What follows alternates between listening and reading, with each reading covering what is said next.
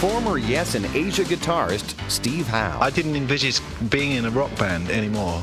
I'd left that behind me, and in a way this is the only sort of rock band I could be in, is a sort of a band that I've already been in, and yet doesn't carry all the banners waving of past successes along with it, because after all we are called Anderson, Bruford, Wakeman Howe, so we are attempting some new identity, but we're not ashamed of the past. Keyboardist Rick Wakeman. What John had put together was really quite good.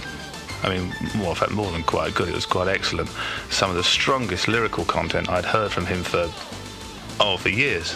It was very exciting. Drummer Bill Bruford. Happily, we're going to be a very live band, I think. You know, the kind of band where things go wrong, and where people really play together, which I think is a bit of a return, you know, to an old idea of performance. Singer John Anderson. Working with Rick, Steve and Bill is you're working with talented musicians. They're very mature.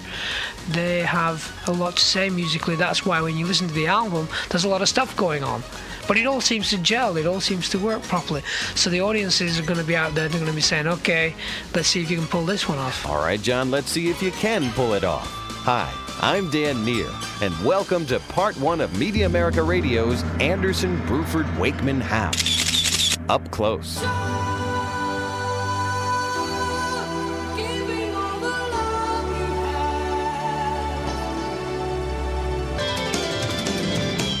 Brother of Mine, from the new Anderson, Bruford, Wakeman Howe album. They sound like another classic art rock band. Here's Steve Howe. Sounds very much like Yes, because 4 guys from Yes are playing it. I mean, 4 of us. I mean, that's a hell of a lot. No, it's not just 1 or 2. If it's got John's style and it has my style, the 2 key writers, then it must be like that again, because that was one of the co-writing teams that helped Yes into many years. John Anderson. In the 70s, I worked very largely with Steve Howe. Me and Steve put together a lot of fragile songs, and close to the age and topographic period of time. We were very, very close together musically. So getting back together after so many years, it just seemed more logic that I would work with him as a songwriter, and work with Bill for more rhythm ideas, and work with Rick for more little tune ideas here and there. And Bill came along with 1 or 2 pieces of music. So it was more from a song point of view. I was writing with Steve, so it's credited Anderson Howe and then Bruford Wakeman. I think it was just the fact that Anderson Howe in the 70s did have a certain idea of making music, and it still works today. So it's very interesting.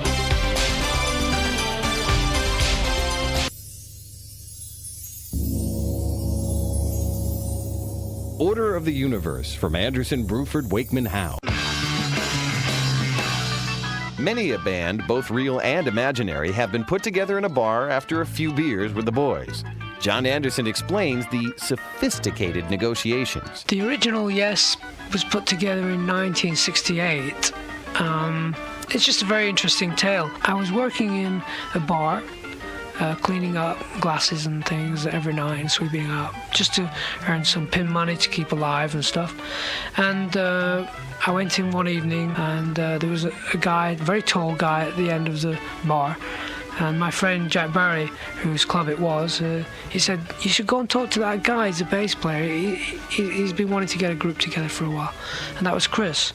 So I just walked around and we just talked about what kind of music we liked. We just seemed to hit off the same ideas, and then within about 2 weeks we'd found Tony Kaye. Bill Bruford we found in the Melody Maker, which is sort of a newspaper, and he put an advertisement in the paper, I'm a drummer, I'm looking for a band. So we rang him up, and the questions you ask over the phone for a drummer are just bizarre. You say, what kind of drum, have you got a Ludwig drum kit?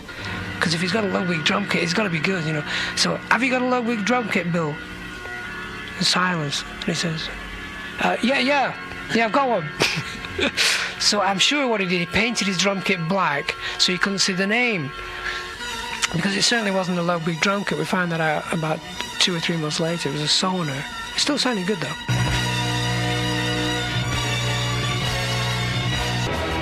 No opportunity necessary, no experience needed. From Yes's second album, time in a word. Luck has been described as being prepared when opportunity knocks. That kind of luck came to Yes in the form of a big-name no-show at a local club.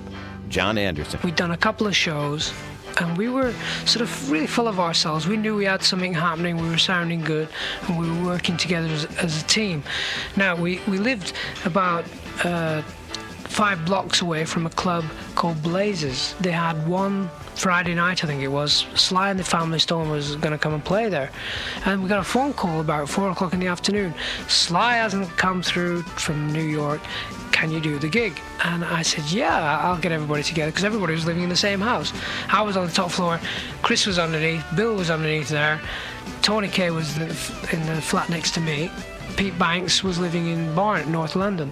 So we got in touch with Pete, got to the gig about 9 o'clock, started setting up, and of course, everybody's coming to see Sly and the Family Stone, so it's all the musicians of London, all the business people and everybody, and they're all looking at me, because I was working in this bar where they all used to drink, the Shas Club, where I met Chris. So they'd all say, John, what are you doing here? I just thought you swept up at the club, you know. I didn't know you were a singer. I said, yeah, I've been rehearsing a bit, you know, they've got a good band and everything. So the reaction was very, very good, but we really got them going. And we were there, we played a great set, and the audience went crazy. And these are your business people as well, so the record companies were coming to us afterwards, says, are you not signed up? You're not signed up? Don't disgrace yourself. Stick around for more Anderson, Bruford, Wakeman, Howe. Up close. In the music business, the emphasis is sadly often on business. Eventually, most creative bands have to toe the bottom line. John Anderson. I believe we found out later that maybe Atlantic Records were going to pull the plug on the third album because the first two just didn't do anything. We didn't know much about production in them days. Still learning, in fact. But I remember Steve Howard joining the band, and I felt we became more musically minded, so we could actually experiment a bit better. And I was always into rehearsals. I like the idea of a band rehearsing and getting it together. It's just one of the things that I've always been very committed to working hard. So the Yes album, when it came together, it just seemed a great vehicle for the band, and it was good timing.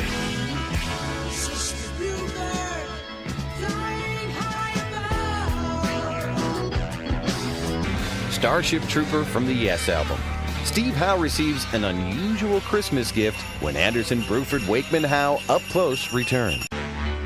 Up Close is back with John Anderson. I can remember very much the idea of King Crimson coming along at that time, in and around the beginning of the 70s. And we all started to realize there was a lot of us guys trying these wild left field ideas, so let's just join in the idea. And Fragile consisted basically of 4 tracks. We had this idea of everybody having a little, 4 or 5 minutes each to do their own thing, which really helped to expand the musicianship within the band, because then you could go on stage and turn and say, right, it's the Rick Wakeman, and Rick Wakeman joined the group. So it was a very exciting musical period, because he was a guy who could play anything classic. It was fantastic. So he had to put that on the record and then on stage, and that's when we started to breathe more sort of musical air into the band. I think it was a great time.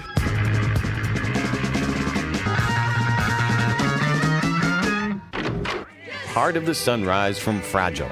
Anderson, Bruford, Wakeman, Howe, and Squire take their music close to the edge. Next on Up Close. Here's Rick Wakeman. There's quite a legend that's grown up about what we did together during the Fragile and Close to the Edge days.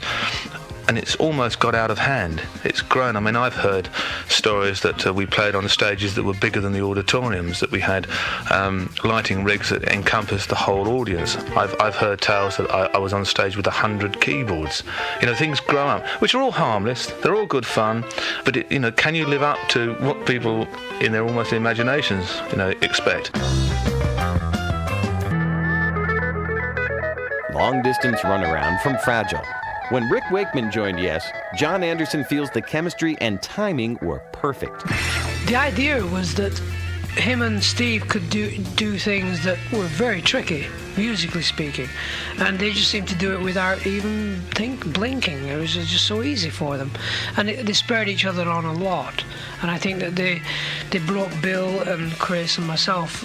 The fact that they were working so hard together, it all brought the team together, ready for the next major musical move. And I felt then we were sort of on the verge of trying to stretch our musical imagination correctly as a group for the first time.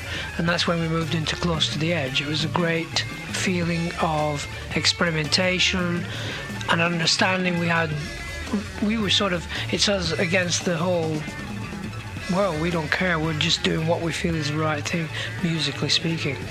Because to do an 18-minute piece, 19-minute piece of music and 2 10-minute pieces of music for an album was not the said thing to do. You had to have a single.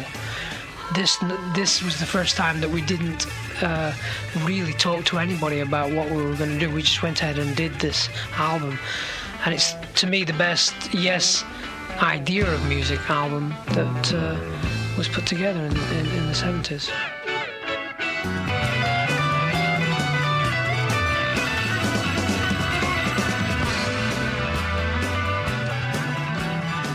Siberian Cat Troop from Close to the Edge. We'll be back with more Anderson, Bruford, Wakeman, and How.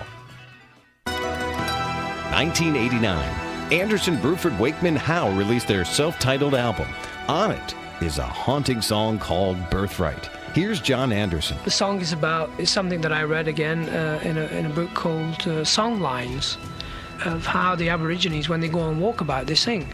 And they sing to the plants and the stones and the trees and the insects and the lizards and the birds and stuff. And they carry this song. And then there's always another Aborigine coming along. When the guy gets to the end of his territory, there's another Aborigine carries on the song. And they can carry it all the way across from Australia. And the idea is very simple, that this is how they've always lived. When they want to send messages, they don't use telephones or anything. They sing the message along because they believe the earth was put together through song, vibrational song sounds. And this is part of their history, and what happened in the 50s is really what the song is about. They call it the Day of the Cloud. The British government were setting off atom bombs. An atom bomb was released, and it did kill some of the Aborigines, and it was kept secret and nobody knows about it, and it's in this book, and I tend to believe the book. Next time on Part 2 of Anderson, Bruford, Wakeman, How, Up Close. Working with Trevor and Chris and Alan and Tony in Los Angeles and on the album Big Generator, I was definitely unable to get in there. For some reason, I couldn't get in there and stretch the imagination of the musicians. There was a sort of wall. I think they tended to feel that I was a little bit of a dreamer, but you cannot go anywhere musically without dreams. And yes, in a way, was my musical dream of the 70s. John Anderson. Working with Rick, Steve and Bill is you're working with talented musicians. They're very mature. They have a lot to say musically. That's why when you listen to the album, there's a lot of stuff going on. But it all seems to gel. It all seems to work properly. They're back. But no, they're not yet. They're Anderson, Bruford, Wakeman, How. Classic rock as it should be. Be listening next week for Part 1 of Media America Radio's Anderson, Bruford, Wakeman, How. Up Close.